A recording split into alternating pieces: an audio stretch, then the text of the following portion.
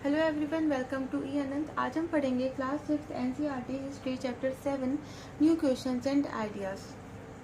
तो बच्चों, ये जो चैप्टर है ये उसी टाइमलाइन में चल रहा है जिस टाइमलाइन में चैप्टर 6 चल रहा था। मतलब जिस टाइम में चैप्टर 6 की कहानी जा रही थी, चैप्टर 7 में भी उसी तरीके से कहानी जाएगी। बस जो चैप्टर 6 था वो पॉलिटिकल व्यूज़ से हमने पढ़ा था और जो चैप्टर 7 है वो हम रिलीजियस व्यू से पढ़ेंगे। क्योंकि जैसे जो चैप्टर 6 था उसमें हमने देखा था महाजनपद के बारे में, उस समय के किंग ने कैसे रूल किया, क्या क्या चेंजेस आए एग्रीकल्चर में, टैक्स सिस्टम हमने जाना था। फिर हमने जाना था कि जो मगध है और वज्जी है वहाँ पे रूल कैसे हुआ करता था, वो पावरफुल क्यों थे, उसकी गवर्नमेंट हमने जानी थी कैसी हुआ करती थी। तो हम चैप्टर 7 में जानेंगे कि उसी समय के लोग चाह रहे थे कि सिस्टम जो है वो उसको समझना चाह रहे थे कि जो लाइफ है ये क्या है, डेथ के बाद क्या होता है, जो रियल मीनिंग है लाइफ का ये क्या है। तो इस तरीके से लोगों के दिमाग में नए नए क्वेश्चंस आए, नए नए सवाल आए और नए नए आइडियाज़ आए। ठीक है, इसी बारे में हम पढ़ेंगे चैप्टर 7 को। तो चैप्टर 7 शुरू होगा अनागा स्कूल ट्रिप के साथ। इसमें क्या होता है, अनागा जो होती है वो फर्स्ट टाइम स्कूल ट्रिप पे जा रही रहती है। तो ये लोग कहाँ से जा रहे, पुणे से ये लोग जा रहे रहते हैं वाराणसी, जो कि उत्तर प्रदेश में है। तभी उसकी मम्मी आती है और उसके टीचर से कहती है कि बच्चों को बुद्धा के बारे में ज़रूर बताइएगा और सारनाथ के बारे उनको सारनाथ भी लेकर जाइएगा। ठीक है, ये कहा था नागा की मम्मी ने उनके टीचर से। ऐसा क्यों कहा, बुद्धा के बारे में बताने को क्यों कहा और सारनाथ ले जाने को क्यों कहा? क्योंकि ये इम्पोर्टेंट चीज़ें हैं जो कि बच्चों को जाननी चाहिए, इसलिए हमने कहा था। तो हम पढ़ते हैं अब बुद्धा के बारे में और सारनाथ भी हम उसमें देखेंगे कि सारनाथ क्या है। तो जो पहला पैराग्राफ है वो the story of the Buddha. इसमें हम पढ़ेंगे बुद्धा के बारे में, मतलब सिद्धार्थ, जिनको हम गौतम नाम से भी जानते हैं। ये कौन थे? ये बुद्धिज्म के फाउंडर थे। जो बुद्धिज्म रिलीजन है उसके जो फाउंडर थे वो थे सिद्धार्थ, जिनको गौतम भी कहा जाता है। इनका जन्म आज से 2500 साल पहले हुआ था। 2500 ईयर्स एगो सिद्धार्थ या फिर आप गौतम बोले, इनका जन्म हुआ था। Buddha belong to a small गण। वो जो बुद्धा थे इनकी बिलोंगिंग कहाँ से थी? एक छोटे से गण से थी जिसको शाक्य गण कहा गया था और ये एक क्षत्रिय थे। ठीक है, वर्ण सिस्टम में हमने जाना था क्षत्रिय के बारे में। तो इनका वर्ण क्या था? ये क्षत्रिय थे। He left his home in young age in search of knowledge. He wandered several years and met with other thinkers. ये क्या हुआ, इनने अपना घर छोड़ दिया था। इनने अपना घर क्यों छोड़ दिया था? क्योंकि इन्हें जानना था कि ज़िंदगी का रियल मीनिंग क्या है। ठीक है, उन्होंने ज्ञान को प्राप्त करने के लिए अपना घर छोड़ दिया था। इनका मानना था कि अगर हमें ज्ञान की प्राप्ति करनी है, जीवन का सत्य जानना है, तो हमें हमारे ऐशो आराम छोड़ने पड़ेंगे, हमें हमारा घर छोड़ना पड़ेगा। तो इन्होंने भी यही किया। ये कई सालों तक इधर से उधर भटकते रहे, कई थिंकर्स से मिलते रहे। ठीक है, लेकिन फाइनली इन्होंने डिसाइड कर दिया कि ये अपना खुद का रास्ता ढूंढेंगे और खुद आगे बढ़ेंगे। किसकी तलाश में? वास्तविकता की तलाश में। रियलाइजेशन उनको करना था। तो इन्होंने क्या किया, बहुत दिनों तक मेडिटेशन करी। कहाँ करी? पीपल ट्री, एक पीपल ट्री था जो कि इस समय बिहार बोधगया में है, उसके नीचे बैठ के इन्होंने मेडिटेशन करी थी और वहीं पर इनको एनलाइटमेंट हुआ था, मतलब गेन ऑफ नॉलेज हुआ था, पूरा ज्ञान इनको प्राप्त हो गया था। ठीक है, उसके बाद इनको किस नाम से जाना गया? बुद्धा। जब इन्हें एनलाइटमेंट हो गया तो इनको किस नाम से जाना गया? बुद्धा नाम से। बुद्धा को मतलब होता है वाइस वन। ठीक है, इनको हर चीज़ का ज्ञान है। इन्होंने अपना जो पहला लेक्चर था, मतलब जब इनको पूरा एनलाइटमेंट हो गया तो इन्होंने अपनी पहली सीख कहाँ दी थी? सारनाथ में, जिसका अभी हमने ऊपर जिक्र किया था। तो सारनाथ में इन्होंने सबसे पहले पढ़ाया था। सारनाथ कहाँ है? वाराणसी के पास। Then he kept on travelling teaching going place to place on foot. फिर इन्होंने क्या किया, ये एक जगह से दूसरी जगह जाते रहे, लोगों को पढ़ाते रहे। ठीक है, फिर इन्होंने अपनी जो आखिरी सांस थी, he passed away at Kushinara. Kushinara नाम की जगह जहाँ पर ये ख़त्म हो गए थे, इन्होंने अपनी सांस आखिरी ली थी। अच्छा, बुद्धा ने हमें क्या सिखाया था? According to Buddha life is full of suffering. जो हमारी लाइफ है ये क्या है?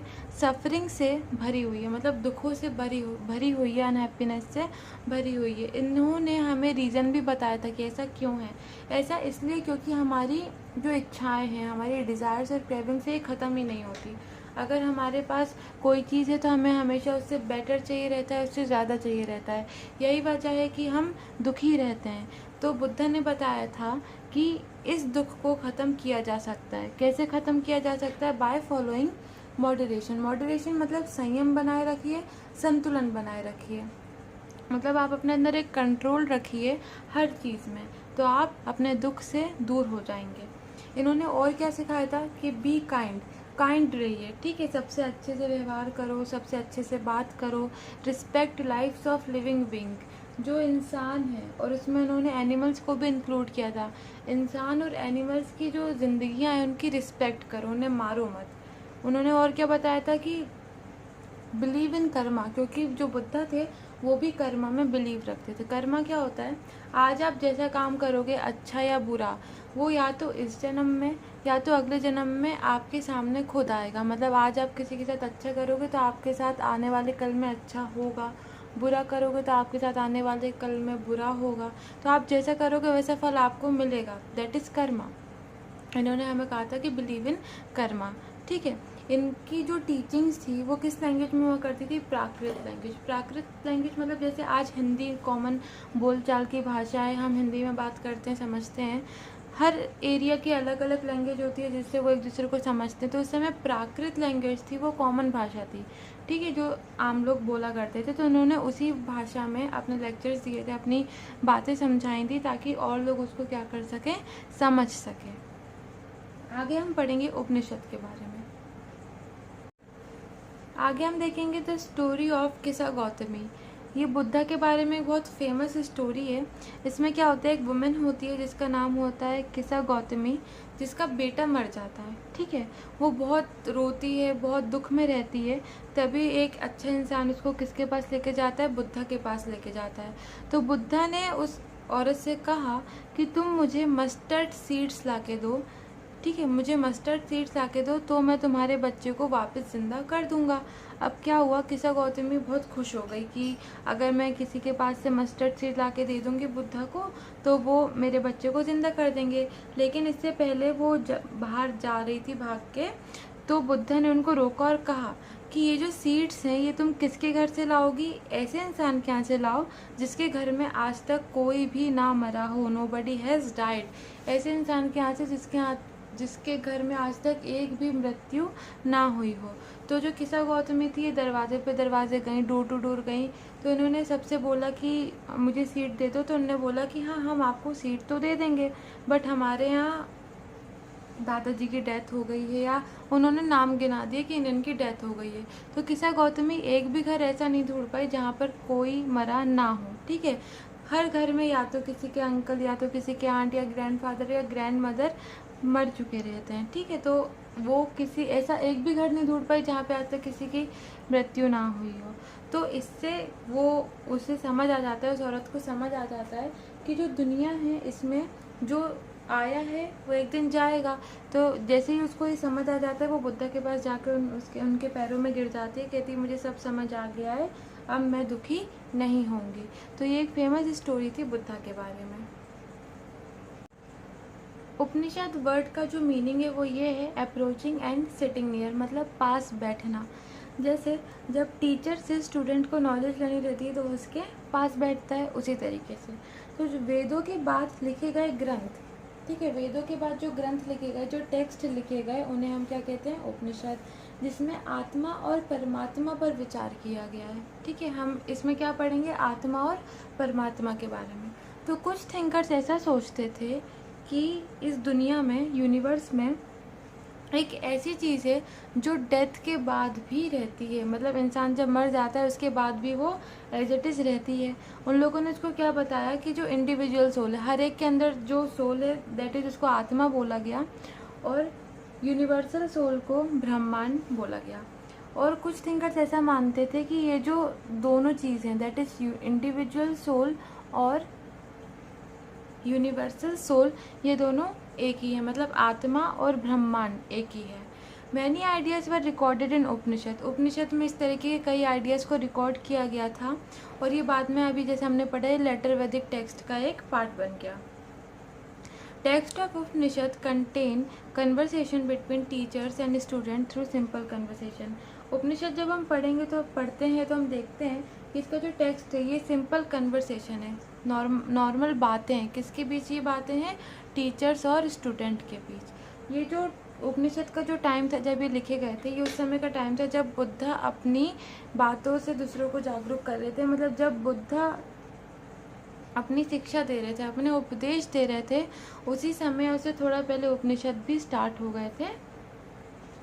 ओके, फिर क्या हुआ, थिंकर्स ऑफ उपनिषद। उपनिषद के जो थिंकर्स थे उनके बारे में हम देखते हैं, स्पेशली ब्राह्मण्स एंड राजास। ये स्पेशली कौन हुआ करते थे, ब्राह्मण्स और राजास हुआ करते थे। वुमेन ज़्यादातर नहीं हुआ करती थी, पर एक वुमेन थी गार्गी, जो कि अपनी बातों के लिए बहुत फेमस थी। वो बहुत अच्छी बातें बताती थी और वो रॉयल कोर्ट्स में डिबेट भी किया करती थी। मतलब उस समय की जो लड़ाइयाँ हुआ करती थी, मतलब बातों बातों में, ठीक है, उसमें वो भाग ज़रूर लिया करती थी। पुअर पीपल भी नहीं हुआ करते, लेकिन एक एक्सेप्शन था। वो कौन थे, सत्यकामा जबाला। इनका नाम इनकी मम्मी के नाम के बाद रखा गया था। वो एक स्लेव थी, एक दासी थी, जिनका नाम था जबाली। तो सत्यकामा जबाला, इनके टीचर थे एक ब्राह्मण जिनका नाम था गौतम। ये भी बहुत फेमस, ये गौतम ये नहीं है जिनके बारे में अभी हमने पढ़ा, बुद्धा नहीं है ये हिंदू धर्म में है। इनने भी बहुत सारी बातें बताई थी जिसके बारे में हम फर्दर पढ़ेंगे। He was best known thinker of that time. जो जबाला थे उस समय के बहुत फेमस थिंकर थे, ठीक है, बहुत ज़्यादा अच्छी अच्छी चीज़ें इन्होंने हमें बताई थी। आगे हम पढ़ेंगे, many ideas later discovered by Shankaracharya. तो ये था उपनिषद के बारे में, और उपनिषद के कई आइडियाज़ बाद में किसके द्वारा डिस्कवर किए गए थे, शंकराचार्य के द्वारा। इनके बारे में भी हम आगे हिस्ट्री में पढ़ेंगे। फिर आते हैं पाणिनि। पाणिनि क्या थे, ये बहुत फेमस ग्रामेरियन थे संस्कृत लैंग्वेज के, ठीक है। इन्होंने संस्कृत की पूरी ग्रामर प्रिपेयर करी थी, सारे स्वर को, व्यंजन को इन्होंने लाइन में जमाया था। इन्होंने अलजेब्रा के फॉर्मूले भी बनाए थे। तो ये उस समय के बहुत फेमस पर्सनैलिटी थे जिन्होंने संस्कृत ग्रामर को प्रिपेयर किया था। ओके, अब हम पढ़ेंगे जैनिज्म के बारे में। तो जैनिज्म के जो मोस्ट फेमस थिंकर थे वो थे वर्धमान महावीरा। इन्होंने अपना मैसेज कब दिया था, आज से 2500 साल पहले दिया था। ये एक क्षत्रिय प्रिंस थे, मतलब राजकुमार थे, कहाँ के, लिच्छावीस के। ये एक ग्रुप है जो कि वज्जी संघा का पार्ट था।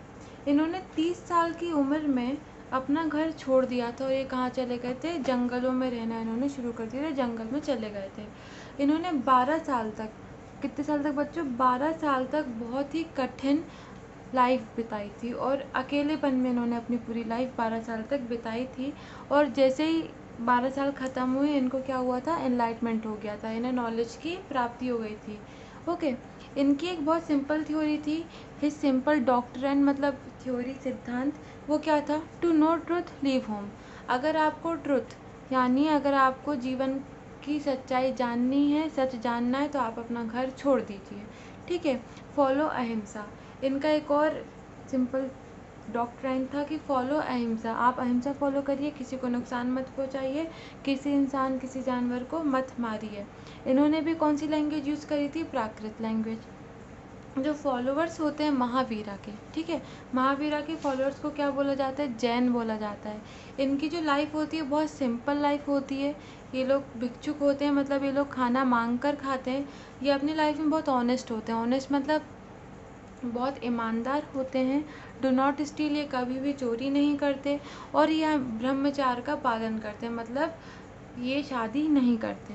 Man give up everything including cloth. ये लोग क्या करते हैं, जो मैन होते हैं, आदमी होते हैं, वो अपनी हर चीज़ का त्याग कर देते हैं, जिसमें कपड़ों को भी इंक्लूड किया जाता है, मतलब वो अपने कपड़े भी त्याग देते हैं।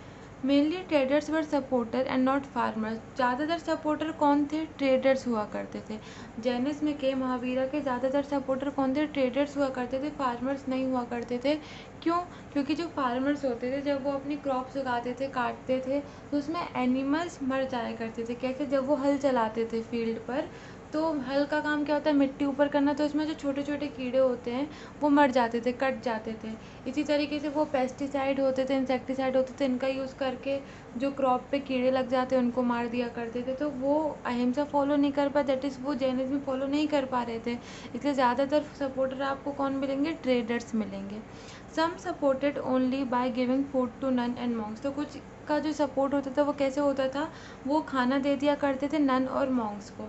नन मतलब और मॉन्क्स मतलब वो लोग जैसे जो फीमेल फॉलो करती थी जैनिज्म को वो कहलाती थी नन, जो मेल फॉलो करते थे जैनिज्म वो कहलाती थी मॉन्क्स। आगे, Jainism spread to different parts of north India, Gujarat, Karnataka, Tamil Nadu.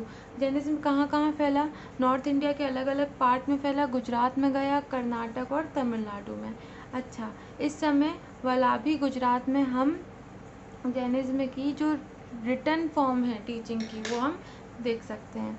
आगे हम पढ़ेंगे द संघा के बारे में। संघा क्या था, देखो महावीरा और बुद्धा दोनों ही की जो सोच थी वो एक जैसी थी कि अगर आपको सच जानना है, आपको एनलाइटमेंट प्राप्त करनी है और रियल ट्रुथ अगर आपको जानना है तो आपको घर छोड़ना पड़ेगा, अपने ऐशो आराम छोड़ने पड़ेंगे, लेफ्ट होम्स। ठीक है, तो वो लोग क्या करते थे, जो भी लोग घर छोड़ के आते थे वो लोग साथ रहा करते थे, जिससे वो लोग क्या बोला करते थे, संघा। तो जो बुद्धिस्ट संघा है उसके कुछ रूल्स थे, वो हमें किस बुक से मिलते हैं, विनय पिटका से। ये एक बुक है जिसमें हमें रूल्स फॉर बुद्धिस्ट संघा मिलते हैं। तो वो रूल्स कैसे थे, separate branches for man and women, आदमी और औरतों के लिए अलग अलग सेपरेट ब्रांचेस कर दी गई थी। ऑल मैन को ज्वाइन, जितने भी आदमी थे, जितने भी मैन थे वो बुद्धिज्म को ज्वाइन कर सकते थे। ठीक है, लेकिन जो बच्चे होते थे उनको अपने पेरेंट्स की परमिशन लेनी पड़ती थी, जो स्लेव होते थे उनको अपने मास्टर की परमिशन लेनी पड़ती थी, मतलब जो नौकर होता था उसको मालिक की परमिशन लेनी पड़ती थी, जो डेप्टर होता था मतलब जिसने किसी से कर्जा लिया हो उसे क्रेडिटर, जिसने कर्जा दिया है उसकी परमिशन लेनी पड़ती थी, और जो वुमेन हुआ करती थी उन्हें अपने हस्बैंड्स की परमिशन लेनी पड़ती थी। अब देखो, जो मैन और वुमेन ज्वाइन कर लेते थे बुद्धिज्म में, संघा में चले जाते थे, वो बहुत सिंपल लाइफ जिया करते थे। ठीक है, ज़्यादातर टाइम वो मेडिटेशन ही किया करते थे, कुछ समय खाने के टाइम पे वो भीख मांगकर खाना खाया करते थे, इसलिए उनको भिक्खुस कहा जाता था, जो कि एक प्राकृत वर्ड है किसके लिए, बैगर के लिए, मतलब भिखारी के लिए। ये लोग क्या करते थे, टॉट अदर, ये एक दूसरे को पढ़ाया करते थे, दूसरों को सिखाया करते थे और एक दूसरे की मदद किया करते थे। आगे हम पढ़ेंगे अगला टॉपिक, मोनेस्ट्रीज। मोनेस्ट्रीज क्या होती थी, जो जैन और बुद्ध लोग थे, मतलब जो जैनिज्म और बुद्धिज्म फॉलो करते थे, तो उनको क्या करना रहता था, एक जगह से दूसरी जगह वो लोग ट्रैवल करते थे और वो पूरे साल लोगों को सिखाया ही करते थे। दे यूज टू टीच पीपल। तो जब रेनी सीजन आता था तो उनको एक जगह पर रुकना पड़ता था। एक जगह क्यों रुकना पड़ता था, क्योंकि रेनी सीजन में एक जगह से दूसरी जगह ट्रैवल करना डिफ़िकल्ट हो जाता था, तो वो लोग क्या करते थे, एक जगह रुका करते थे। अब जब वो लोग ने देखा कि हमें तो बार बार एक जगह पे रुकना पड़ता है तो परेशानी होने लगी, तो उन्होंने सोचा कि एक परमानेंट शेल्टर बना लेते हैं, परमानेंट जगह बना लेते हैं जहाँ पर हम आके रहेंगे। इसलिए उन्होंने क्या किए, मोनेस्ट्रीज बनाई, मठ बनाए, जिन्हें हम विहार भी कहते हैं। इसमें क्या होता था, अर्ली विहार, जो अर्ली विहार थे वो काय से बने होते थे, लकड़ी से। ठीक है, बाद में वो ईंटों से बनने लगे। तो विहार, आपको कुछ विहार मिलेंगे केव्स की फॉर्म में। ठीक है, स्पेशली जब आप वेस्टर्न इंडिया में देखेंगे तो विहार से आपको किसकी फॉर्म में मिलेंगे, केव्स की फॉर्म में, मतलब गुफाओं को वो लोग विहार बना देते थे। अच्छा, जो विहार होते थे, मोनेस्ट्रीज होती थी, उसके लिए ज़मीन चाहिए रहती थी बनाने के लिए, जो कि रिच मर्चेंट या फिर किंग या फिर लैंड ओनर्स डोनेट किया करते थे। और आसपास जो लोग रहा करते थे, लोकल पीपल रहा करते थे, वो food, cloth, medicine and get taught in return. क्या होता था, वो लोग फूड दे आया करते थे उन लोगों को, क्लॉथ दे आया करते थे, मेडिसिन दे आया करते थे, और बदले में वो लोग उनसे शिक्षा प्राप्त किया करते थे। एक बुद्धिस्ट टेक्स्ट है, उसमें हमें पढ़ने को मिलता है कि as water of river lose their name and separateness when they flow from mighty ocean, flow into mighty ocean, so are varnas, ranks and family forgotten when followers of Buddha join order of monks। इसमें हमें क्या बताया गया, जैसे river हुआ, river क्या होता है, अंत में जाके समुद्र से मिल जाती है, तो उस रिवर का ना कोई नाम रहता है ना कुछ, कि वो कहाँ से आई, उसका जन्म कहाँ से हुआ, उस रिवर की हमें कोई भी इन्फॉर्मेशन नहीं मिलती, क्योंकि वो कहाँ के मिल चुकी है, समुद्र में, वो सेपरेटनेस उसको झेलनी पड़ती है। ठीक है, उसी तरीके से जो बुद्धा के फॉलोवर्स होते हैं उन लोगों को क्या अपना वर्ण भूलना पड़ता है, अपनी रैंक भूलनी पड़ती है और अपनी फैमिली को भूलना पड़ता है जब वो बुद्धिज्म को ज्वाइन करते हैं। ठीक है, मॉन्क्स जब वो बनते हैं तो उनको ये सारी चीज़ें करनी पड़ती हैं। आगे हम पढ़ेंगे आश्रम्स। ये वो आश्रम्स नहीं हैं जहाँ पे अभी लोग आराम किया करते हैं रह के, वो नहीं। आश्रम एक ऐसा वर्ड है जो बताता है हमें स्टेज ऑफ लाइफ की स्टेजेस के बारे में। ये किसके द्वारा डेवलप किया गया था? ब्राह्मण्स के द्वारा। जो भी ब्राह्मण, क्षत्रिय और वैश्य मैन थे उनको ऐसा बोला जाता था कि आपको अपनी ज़िंदगी में 4 स्टेज ऑफ लाइफ को पार करना है। सबसे पहली होती थी ब्रह्मचार्य। ब्रह्मचार्य में आप सिंपल लाइफ जीते थे और क्या करा करते थे? वेदास को पढ़ा करते थे। सेकंड आती है गृहस्थ। गृहस्थ में क्या हुआ करता था कि अब मैन क्या करते थे? शादी करते थे। जो ये ब्राह्मण, क्षत्रिय, वैश्य मैन हुआ करते थे उनकी शादी हुआ करती थी और वो अपना घरों का जीवन मतलब शादी के बाद वाला जीवन जिया करते थे। उसके बाद थर्ड स्टेज आती है वनप्रस्था। इसमें क्या होता था? वो लोग चले जाते थे वन को रहने। वनप्रस्था में वो लोग फॉरेस्ट में रहने चले जाते थे और वहाँ पर मेडिटेशन किया करते थे। फिर चौथी स्टेज थी संन्यास की। इसमें इंसान अपनी हर चीज़ को त्याग देता था और क्या बन जाता था? सन्यासी बन जाता था। तो जो विमेंस होती थी उस समय वो क्या करती थी? वो आश्रम फॉलो करती थी जो उनके हस्बैंड फॉलो किया करते थे। मतलब जिस स्टेज पे उनके हस्बैंड रहा करते थे उसी स्टेज को वो वुमेंस भी फॉलो किया करती थी। अब एल्सवेयर में हम देखेंगे ज़ोरेस्टर के बारे में। तो जो ज़ोरेस्टर थे ये एक ईरानियन प्रॉफिट थे। प्रॉफिट मतलब पैगाम्बर। ठीक है, इन्होंने अपनी टीचिंग किस बुक में लिखी? अवेस्ता बुक में इनकी टीचिंग लिखी गई है और इनकी जो टीचिंग थी वैसी ही टीचिंग थी जैसी हमने वेदास में जानी थी। बेसिक टीचिंग इनकी एक कहावत के रूप में है, मैक्सिम के रूप में, that is good thoughts, good words and good deeds. अच्छे विचार, अच्छे शब्द और अच्छे कर्म, ये इनकी एक टीचिंग थी कहावत के रूप में। ठीक है, तो जो ज़ोरेस्ट्रियनिज्म था ये एक बहुत बड़ा रिलीजन था, major religion of Iran. Iran का बहुत बड़ा रिलीजन था जिसको लोगों ने 1000 साल से भी ज़्यादा तक फॉलो किया था।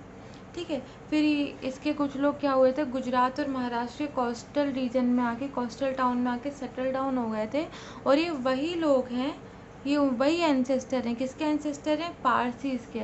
आज जो पारसीज हैं उनके एंसेस्टर कौन थे? ज़ोरेस्ट्रियनिज्म जिन्होंने फॉलो किया था। ओके, तो यहीं पे हमारा चैप्टर होता है ख़त्म।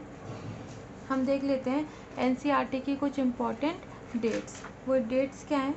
सिर्फ 2 हैं। उपनिषेधिक थिंकर्स, जैन टीचर, बुद्ध, महावीर। ये सब क्या हुआ? ये आज से 2500 साल पहले इन्होंने अपने सारी थिंकिंग हमें बताई थी। फिर writing down of Jain text. Jain के जो टेक्स्ट हैं ये लिखना कब शुरू हुए थे? आज से 1500 साल पहले। आई होप आपको ये चैप्टर समझ आया होगा। अगर समझ आया हो तो लाइक करिए, शेयर करिए और सब्सक्राइब करिए। Thank you for watching. Have a nice day. Stay safe.